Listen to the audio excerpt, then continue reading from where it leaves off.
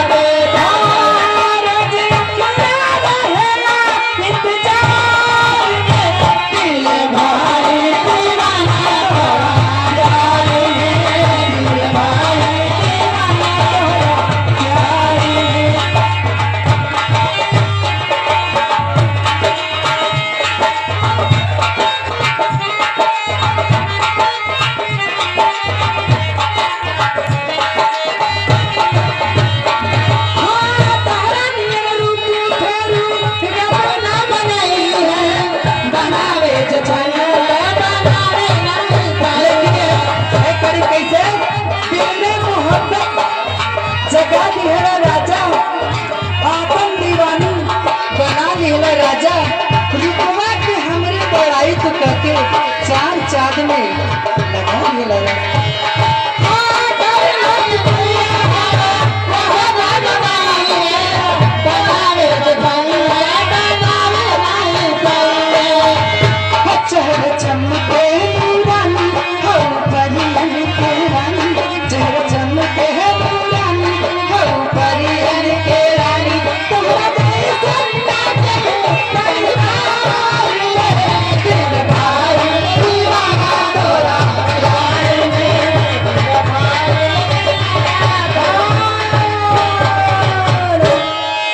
पुरस्कार बालाजी की तरफ से, 21वां पुरस्कार जुगनू जी की तरफ से।